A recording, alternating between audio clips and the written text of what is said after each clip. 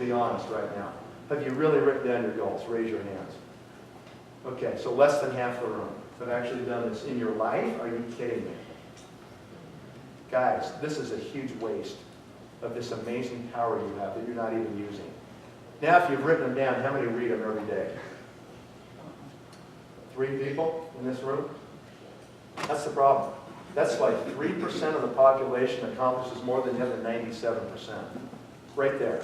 Here's the example in this room. Okay? So listen, guys, you've got to do this. And people say to me all the time, I can't get people to take me very serious. Why should anybody take you serious when you don't even know where you're going? You haven't even written it down. You're not even clear on what you want out of this business. And you certainly don't read it every day. Why should they follow you? They'll be as lost as you are. So get them done. Get them written down. I'm going to show you something right here. When I was 31, I rewrote them.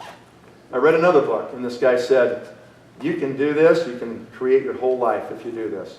So that's what I did. And I wrote them down, and I've now carried these with me for a long time. What's your name? Chris. Stand up, Chris.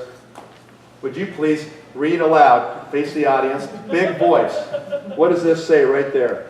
It says, goal objectives for the year 2050. And how old will I be? 90. And when did I write them down? It looks like October 11th, 1991. That's right. Thank you very much. Yeah. So what I did is on October 11th of 1991, when I was 31 years of age, I decided what my whole life was going to be like. I went to the end game, to the final chapter. And I said, when it's all done, this is what I want it to look like. Here's what I want my marriage to look like.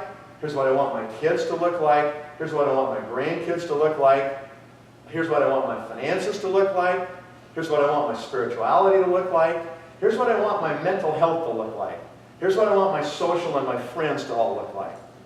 Do you know that you will become the average of your 5 closest friends? So if you're hanging out in a tavern every night, you got problems, okay? You will be the average of your 5 closest friends. I beat that into my children's heads the whole time they were growing up. All you parents, you go teach your kids that. You will be the average of your 5 closest friends. Really important who you associate with in your life, because it can change your thinking. And if you can change your thinking, you can change your future. That's the great secret of our day right now. You can change your future by changing your thoughts. What separates us from animals? Why are human beings different than animals? Because we have one thing we can do that no other animals can do. We can create the future in our minds before it exists in reality. We can conceive of something, and we can focus on it, and it will come to pass. That's this amazing creative power, and yet you guys aren't even using it. People spend more effort planning their 2-week vacation to Europe than they do planning their life. I got to get this airfare. Oh, here's another site. I can get on Expedia. I can get this ticket. Oh, I can stay at this hotel. Let me check that hotel. I'm going to get this tour. I need these tickets. I got to get this train at this time. And I got to meet this connection. I'll have to take a car from here. I'll rent a car there. There's a lot of details planning a 2-week trip to Europe. And you spend more time doing that than you plan your life? Come on, guys. Don't waste it anymore. You guys have such unbelievable power in your head. You can do anything if you'll just believe me and write it down. But you know what people do? They say, I don't know how to do it. I'm not sure how I would actually get. I can't write it down because it'll be depressing. I'll fail. I won't get there. So I don't think I'll even write it down. That's how they think, right? They think, I don't know how to get there. You don't need to know. Here's another secret. Write this down. It doesn't matter that you don't know how you're going to do it.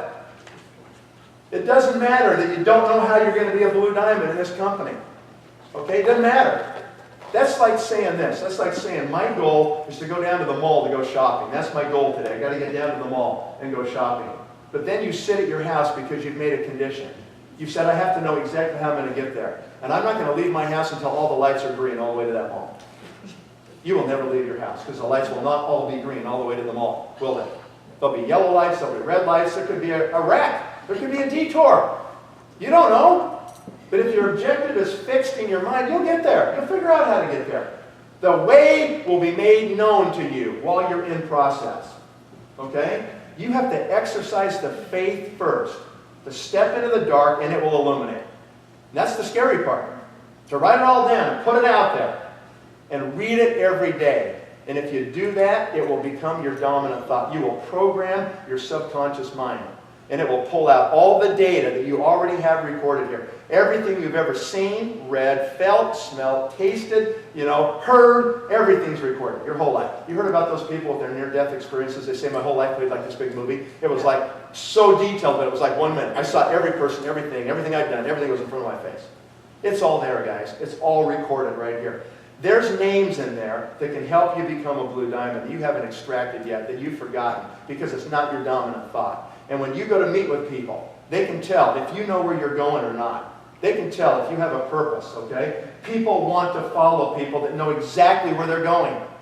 And when you know where you're going, you talk about it differently. You got a different tone in your voice. You got a different look in your eye. You project this confidence that attracts people to you. And people sit there all the time and go, I wish I could get people to believe me more. Write your goals down. Get them in your head. Because you're going to change. It'll change you. And you'll become a totally different, more effective person, right? I knew that if I could break these down, 90 years, 70 years, 50 years, 40 years, 35, 34, 33, 32, because I wrote them when I was 31. I knew that if I could put together 6 days in a row, I could have a good week. If I could put 4 weeks together, I could have a good month. If I could do 12 months in a row, I could have a good year. If I did 5 years, I could do 5, and then 10 years, and then 20. I could take my whole life and just break it down in bite-sized pieces right back to this week. That's it. If I read my 90-year goals under the financial section, I'm 53. I've already met all my 90-year goals for money. I'm 53. I'm 37 years ahead of schedule. Okay? Now I'm still screwed up in a lot of the other areas. Okay? And I'm working on those. Okay? But that other one, the financial one, has come to pass because of me and being focused. Okay, enough on goals. You got the goal thing? Yeah. Are you a little more motivated? Are you going to keep it a little more serious? Yes. I hope you do. Yeah. Unfortunately, most of you won't. Okay, let's go to the second one. Let's do context right here. All right, so what do we tell people in the system when we say it's time to contact? What do we tell you to do? Who do we tell you to contact when you first start? Exactly. FFBC. Don't ever forget that. Family, friends, business, community contacts. Why do we ask people to go to those contacts first? Because most people are not salespeople when they join us. They come from every walk of life, right?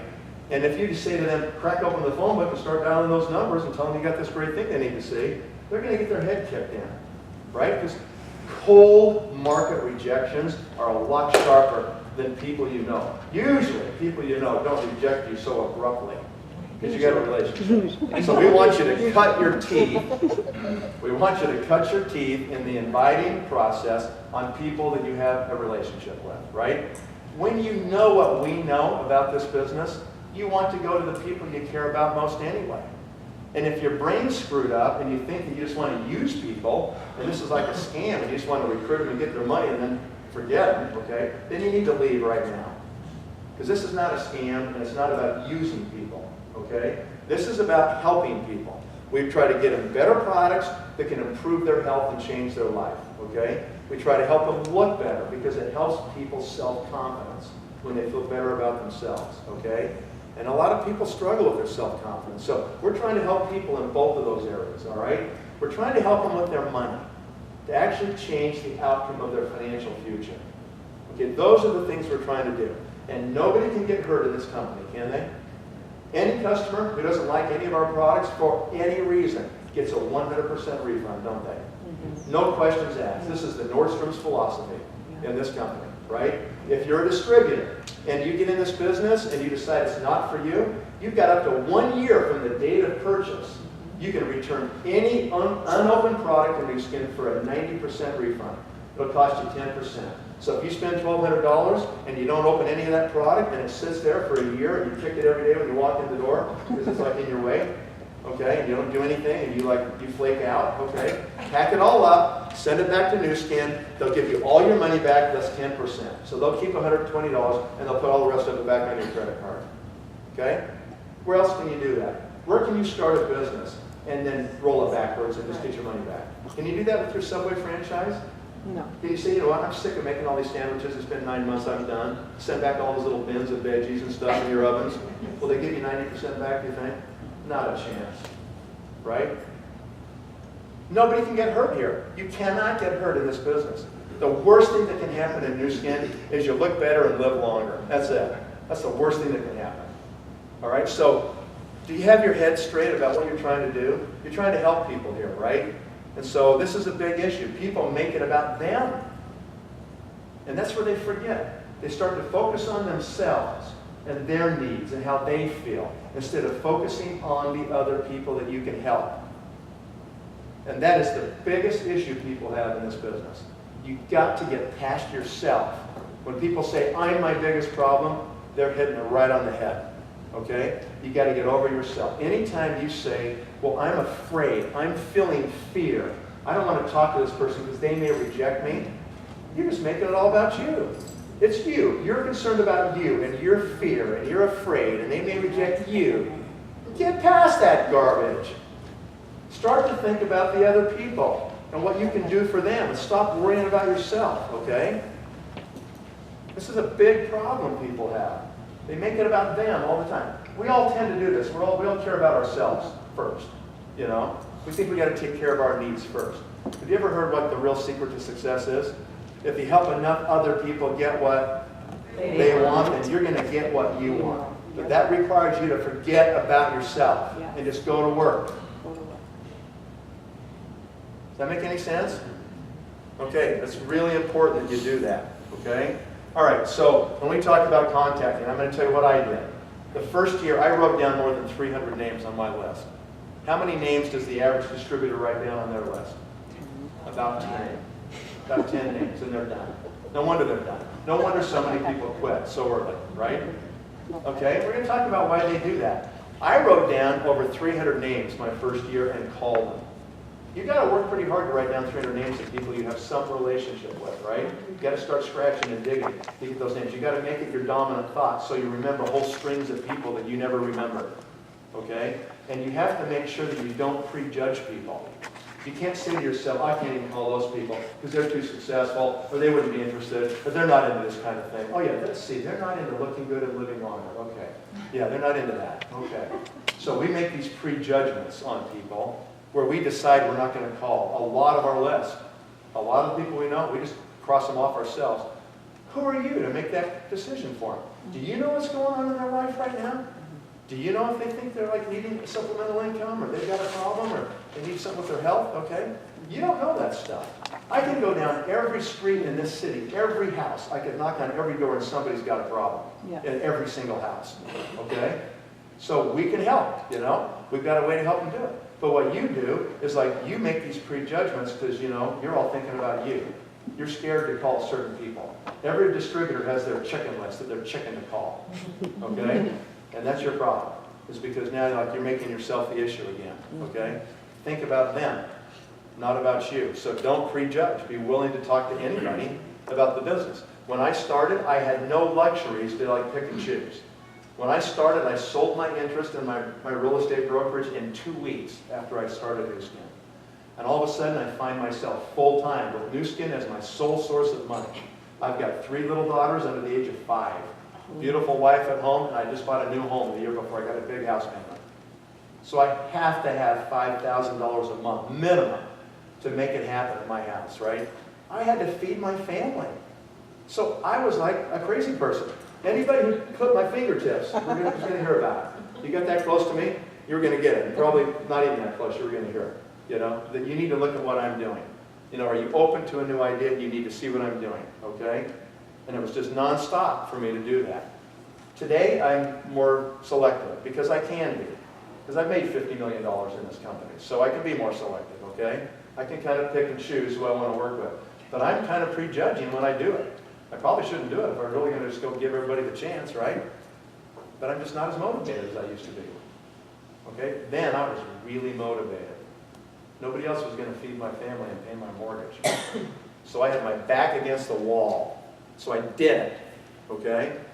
So, 300 people. How many people actually sat down with me where I could give them the pitch Number 4, the presentation.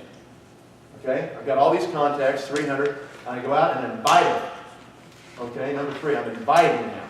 I'm approaching them and asking them to sit down with me to see what I'm doing. Okay? Out of 300, about 100 people sat down with me.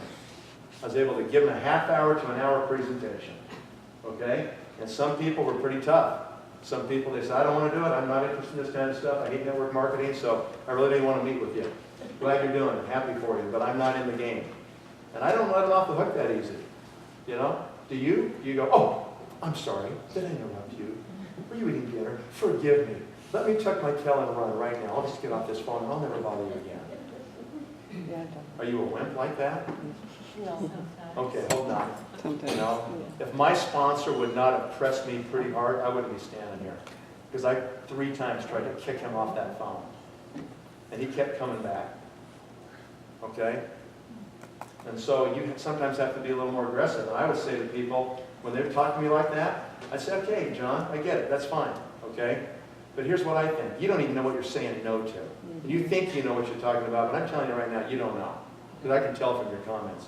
You owe it to yourself. I don't say to me, I don't ever say you owe it to me. Don't ever say that. You owe it to yourself to sit down with me for 30 minutes and find out what this is. And at the end of that time, if you have no interest still, I will never bother you again about this the rest of your life. And I got people to sit down with me like that. And some did it. Most didn't. Most people are not going to do it, right? We understand that? Most of the time it's going to be no. Sorry, not interested. What do you say to people then? I always approach people about the business. And if they don't want to do the business, then I default them to product. I go, okay, that's fine. I get it. You're not into business. You don't want to do this. That's fine. But at least you have to try the product. And half the time, they'll actually get a product from you. Like 50% of the time. People hate to tell you no twice in a row. And so they tell you no in the business, and now here comes the product. You know, you have to try the product. They hate to say no again. So about half the time, they go, okay, so what should I try? What do you recommend? And you can put them on a product, right? Half the time, they're going to go, no, not even interested in the product. So before you hang up the phone, you say, one last question. Would you mind if I checked back with you in 6 months and just gave you an update on how I'm doing? What do you think people say to that? Sure. Yeah, fine. And if they don't, they go, no, you cannot call me back. What do you do with that name? That's when you cross off for good, okay?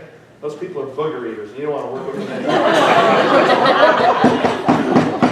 So you just cross them off. You're done with those people, okay? Most people I never cross off. I'm not one to burn any bridges because I'm trying to create relationships with people. And if they trust me enough, then they're going to follow eventually, right? So I say to them, would you mind? And usually they'll say, that's great, no problem. And they just kind of, sometimes they just want to get the call over, right? So they go, yeah, that'd be fine, that'd be fine. Imagine their utter shock in 6 months when their phone rings and I'm on the phone. And I start telling them, hey, how you doing? I haven't talked to you for 6 months. And they go, man, I'm sorry, but I don't remember who you are. That's usually what happens, right? And you say, oh, that's okay. You remember I called you 6 months ago and I told you about the new skin opportunity that I was engaged in, okay? I asked your permission. It'd be okay if I called you back in 6 months just to give you an update. And all of a sudden they get it, right? They're like, oh, okay, I do. Actually, I remember you now, okay? And you just say, hey, I'm just calling back to see if you're open yet. If you're ready to look at this thing yet? And sometimes they'll go, okay. I mean, at a minimum, guess what happens when you do this? They say in their mind, wow, organized person. This is impressive. 6 months to the day, they're calling me back, you know, sharp. This person's got their act together. You made a big impression because they expected you would be done in 2 weeks after you called them the first time, like most people would call them about something like this, right? And the fact that you actually called them and followed up when you said, that blows people away. And you know what? They may say, not ready. You go, good. Mind if I call you another 6 months, give you an update? I'll keep asking them that until they say, you know what, you don't ever need to call me back, okay? I'm never going to be interested. Okay, fine. And I'll scratch it off, right? But I'll keep asking that because I'm trying to build a relationship. Okay? And so maybe it's a year. Maybe it's 2 years. And finally they get it. We've got this relationship. They know that I'm serious. Do you think people want to follow people that know where they're going or serious? They'll say in their mind, if I ever was going to do something like this, I would do it with that person. Because they got their act together. Right? You've proven that to them by your consistency. All right? So are you really in this game? Or are you just here to play around and see if it works? I mean, do you think this is a lottery? Like maybe you'll just talk to 20 people and maybe one of them will hit and they'll win the jackpot and they'll build some big business and you'll be rich or something. Stop deluding yourself. You know, if that's your attitude, quit. You know, just go get a job or something because you're not going to be a blue diamond here with that kind of attitude or that kind of level of activity. Okay? Out of those 100 people, how many people do you think enrolled? They actually signed up on my front line of my new skin business. 33. Yep, about a third. About a third will take the presentation and about a third will actually enroll. Okay? And that may only be 10% in the beginning because you're not very good at your words or your confidence. It's really not the words as much as how you say the words. It's kind of the confidence level you have. It's what you're projecting to people. Can you guys tell that I've got a pretty good posture? Yeah. Yeah, because I know, right? And that's certainty. You can hear it in my voice, can't you? Yeah. If not, I'm making a mistake because, you know, usually people can catch that from me, that I'm very certain about what I'm doing. And so that's the key. And as you get more confident and you're more certain about what you're doing, your ratios go up. Okay? People say, well, of course you can act like that. You made all this money, so, you know, of course you're confident. Ask anybody who knew me from the first week. I mean, I would stand up at 29 years of age in front of these rooms of guys that are doctors and lawyers and tell them they're screwed. And they'd all look at me like, who is he to talk to us like that? Punk, you know? But I was right. Because those guys had educated themselves into zero leverage. They had to show up at those offices for the rest of their lives. If they ever stopped drilling teeth or seeing clients or billing patients, they made nothing. They will never have a life. The second they stop, it's over. And I tell them that to their face. They go, God, that guy's got guts, you know? And it's just the truth. Just tell them the truth, right? Yeah. And so 33 people sign up. How many people were left at the end of the first year? 5. 13. 5 of them actually really moved the needle. 5 of them were the ones. But 13 became executives or someone under them became executives, rolled up, and made me a blue diamond in 12 months. Okay? Now, folks, you can do those 300 contacts over like 5 years or never do them and never get there or do them over 1 year like me. It's just about doing them, you know, faster rather than slower if you want faster success, right? And here's another thing. The closer in proximity that you do the invites, if you only invite one person a day, then you don't invite somebody for another 2 weeks, you're not going to get very good at inviting, right? Because, you know, you make mistakes, you learn how to do it better, learn how to read people better, and you forget that stuff if you don't do them in pretty close proximity. Same thing with presenting. You know, at the end of a trip like this, I've kind of got the presentation like on the tip of my tongue, right? Because I'm doing it 3 times a day. You know, if I don't do it for 2 weeks, I'm a little bit rusty. I'm not as good as I used to be, right? Practice makes perfect. And the closer you can do it, here's what happens to your skill set. It goes up exponentially when you do it closer together. You get deadly. I mean, you get to the point where you're like, they can't resist you. You get really good at answering the questions, right? So that'll happen. So contacting. Do you want me to give you the fail-safe approach? I have a way that I can tell you where there is no way you will not be a team elite. You cannot miss. I can tell you if you want to know. Go ahead. But there's risk in knowing this. There is. Yeah, no. I can tell you if you want. Sure. You sure? Yeah. Because some of these people aren't quite sure. They're a little nervous. Very back there. sure. We were nervous, but it's okay. You have to talk to 2,000 people. Ooh, I just saw somebody gasp. No, that makes sense. Okay, maybe it's too tough. Maybe you're done. You don't have to do this, do you? It's way easier, you guys, just to have a job. Just go get a job. You'll have all your evenings free. You don't have to worry about doing new skin in the evenings or anything. You'll never have anything financially. You know, we barely survive in retirement, but, you know, that's okay. At least you'll have a few good years now where you don't have to, like, work at night. Or you can do this for 2 or 3 or 5, maybe 7 years, and do it really serious one time and be done for the rest of your life and never worry about money again. So those are your choices. You can punch a time clock and have nothing.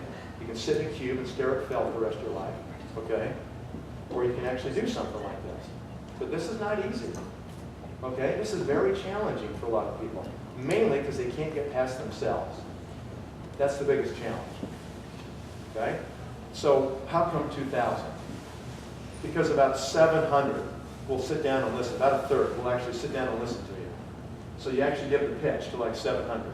You get a whole bunch of consumers. You get like 100, maybe 200 consumers that'll say no to the business, but you'll get them on product. So that takes care of all your group volumes forever, okay? And then out of that thing, you're going to sign up like 200, maybe 220, 230. You'll sign up about a third of them as distributors on your front line.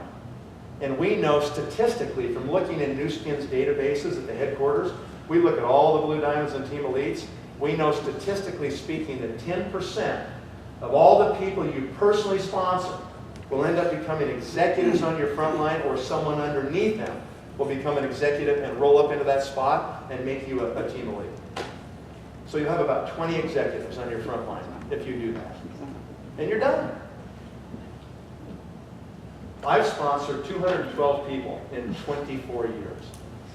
212. That's how many I've enrolled personally on my front line since I started Nu Skin. Okay? That's less than 10 a year over 24 years, right? But the vast majority were the first 3 years. That's when I had to like really hit it, man. Put the wood to it right then, right? It's like the space shuttle. Why do they strap those 2 big solid rocket boosters on that space shuttle? Because it's really hard to get started. It's hard to break gravity, right? But once that thing's up in orbit and it's going 26,000 miles an hour, how much energy does it take to keep it in orbit? Like little teeny adjustments, right? Like nothing.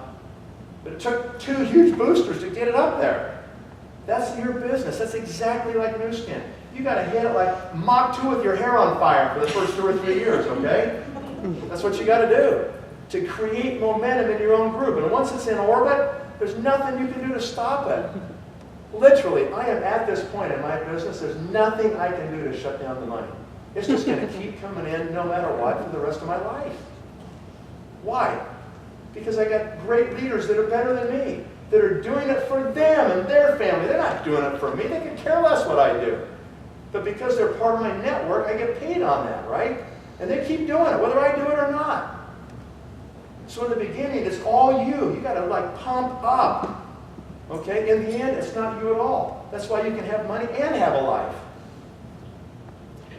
Which you can't do in any other business I've ever seen. All right? So where are we at here? A few more minutes, right? Okay. So that's a lot of people. And if I ruined you, I'm sorry.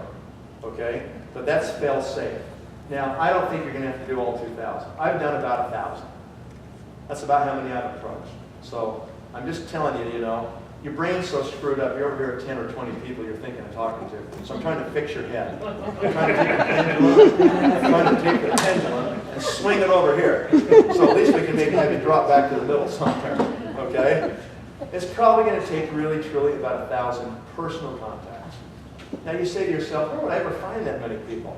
Well, they're all over the place. There's millions of people. Okay? And the only reason you don't find them is you're not willing to talk to them. Because you make it about yourself. You're not willing to go. You're afraid. Let me give you a little secret of life, okay? Anytime you feel fear, it's because you're out of your comfort zone. No one can grow or change unless they're out of their comfort zone. If you're always in your comfort zone, you're never going to change. You're stuck in your ways, and you're not going to make any real progress in your life. You want to be happier. You want to do more things. You want to help more people. You want to have greater financial security. You got to get out of your comfort zone, okay? Alan can stay there and just drill teeth his whole life, and he'll be really comfortable, okay? But he's never going to have a life, okay? He's got to show up and do it every day forever, okay? If you want to have a life, you want to live like we live, okay, I promise you, if you live my life for a week, if you went with me and just do what I did, you'd go, you got to be kidding me. You'd do anything legal, ethical, and moral to get what I have, okay? You would. It's pretty incredible. All right? So, anyhow, what I'm saying to you is this. You just got to understand about the context and be willing to talk to those people. And when you feel fear, and you know, like, okay, I'm out of my comfort zone. I'm feeling that anxiety. Okay? That's good. If you go right at it. If you'll face your fears, whenever you feel that little tinge of fear, you just stare it down and you just do it. You go right at it and go right through it. Okay? How come? Because success is just on the other side of fear. Write that down. That's a very important principle. Teach this to your children. Don't let your kids be wimps and come home and go, Mom, I don't want to do that camp anymore, Tell them to suck it up. Make them do hard things so they're not wimps, okay? Success is just on the other side of fear. And so what you have to do is you got to stare fear down and go right through it. And when you do, you get stronger. If you see the fear and you turn away from it and you don't go through it, you get weaker. Because you lose confidence in yourself and you turn back into your shell. You turn back into your comfort zone. Does this make sense? It's hard to do this, guys, but that's the part of stretching yourself throughout your life, right? Becoming better at things like this. And so that's self-improvement, okay? That's what we're talking about. All right, so that's a little bit on context. One thing before we finish. We're not going to get to the other stuff. I apologize. Hopefully this has been helpful to you. Okay, so let's talk for a moment. Why do 90% of distributors approach prospects with a product instead of the business? 90% of distributors, the first thing they say to people is all about some product, you know? Like, I got this wrinkle iron that can pull 5 years off your face in 10 minutes. You won't believe it. Or, you know, I got this amazing pearls, or I got, you know, this or that. You got to see these. Why do we do that? What? It's easier. Comfort. Who said comfort? You did. Okay, this is good. Why is it more comfortable? It's easier. Easier to understand about the product, it's easier to present.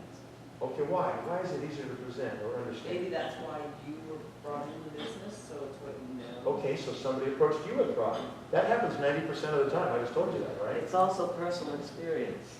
Okay, so people duplicate what was done to them, right? Our whole business is duplication. You'll duplicate whatever was done to you, because that's all you know, unless you learn it. Okay? So that's how she was approached. So that's what she does with her people. She duplicates that, right? Be careful what you duplicate, because everything will be duplicated, good or bad. All right? So she's brought in that way. Why is it like easier to talk about? She said that just a second ago. And she said it was about your personal experience. So you have some experience, so you can speak from experience, right? And say, hey, this is what it did for me. That's all good stuff, right? Nothing wrong with any of that. Yes, somebody over here. The product is rejected, not you. Oh, this is so good. She hit the nail on the head with this one, okay? Yeah, this is like this tangible thing. It's right there. You can touch it, taste it, smell it, feel it, you know. You can get the product spec sheet. You can tell them all about it, right? And if they don't want the product, then they're rejecting the product. And, you know, I'm not interested in that product. And it's not such a tough rejection, right? Because it was the product they rejected. But when you go to somebody and say, hey, Jack, I want you to be on my team. Let's lock arms. Let's do this together, right? Let's go for it, Jack. I'll help you. Let's go make New Skin happen. And he goes, nah, you know, it's not for me. Now who's he rejecting? You. Me. And my proposal is to be on my team. And that hurts a little bit more when you get that kind of rejection. So because we hate fear, and we stay in our shell, we make it about ourselves, okay, instead of about the other people, we're really kind of afraid to have those kind of rejections. Okay, so now we're getting down to it. So we know that it's a tangible, and the opportunities an intangible. Is it harder to sell an intangible? And by the way, do you guys think this is not selling? Oh, it's silly. Well, how many people tell people, oh, this isn't about sales? Why do you lie to people? Why do you lie to people? Never said that. You might as well get rid of them now, because if you convince them to come in thinking it's not sales, they just got to be a good teacher or some baloney you tell them, they're going to find out it's sales within like a day, and they're going to be on it. Why waste your time? Just put them on product and be done with it, right? This is most definitely about sales. In fact, your whole life is about sales. You're trying to sell your kids on doing what you want them to do, or your spouse, or your boss, or anybody in your life. Your whole life is sales, so don't think everybody's not a salesperson. They are. Some are better than others, okay? All right, so all of a sudden we have this tangible versus an intangible, right? And when I sell this product, all I'm asking them for is their money.